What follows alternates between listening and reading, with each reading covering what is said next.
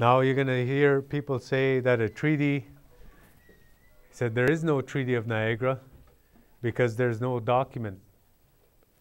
There's no document with signed signatures, and nobody signed with their DODEM or anything else like that. But before we used paper, this was our treaty.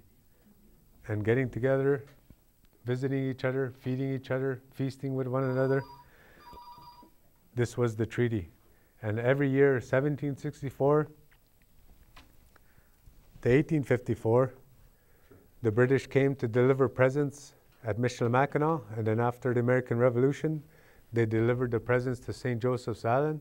Then after the War of 1812, they delivered the presents to Drummond Island.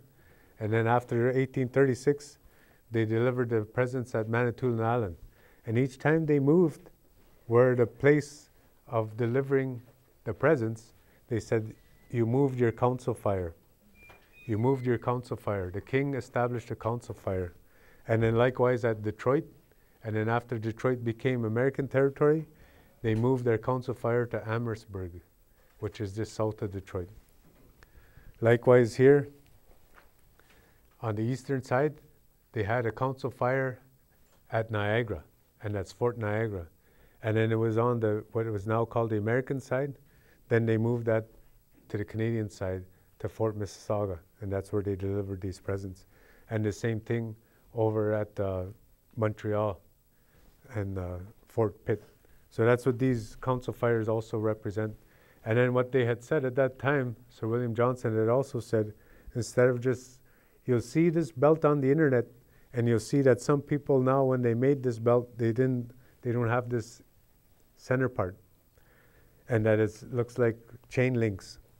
But why that's in there, Sir William Johnson said, I now take the dish, meaning the dish with one spoon, and I place it at the council fire at Niagara, at Detroit, at Michilimackinac, so that you won't have to feed yourselves there. And they always would give us provisions at that time. When they came up to Manitoulin and they said in 1852, we're going to stop giving you presents. They had cutbacks back then. They were saying it costs, all through this time they kept saying the Indian presents cost too much, get rid of them. And so what they ended up doing is the British ended up saying, you're an American Indian, you live on the state side, you don't get any presents.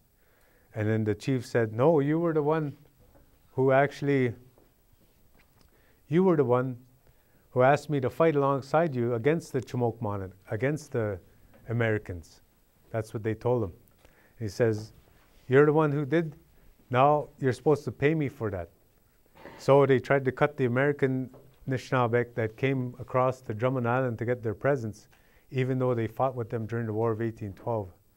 And then after that, anybody who wasn't married to an Anishnaabe who was married to a Jaganash or a Wemtagosh, a British or a Frenchman, they said, you don't get presents either.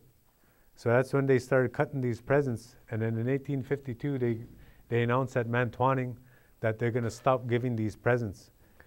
And this is Chief Shingwa Kons of Garden River, who had said this in August of 1852 at Manitowoc. Says, we beg of you to believe what we say, for though we cannot put down our thoughts on paper as you, our wampum and the records of our old men are as undying as your writings, and they do not deceive.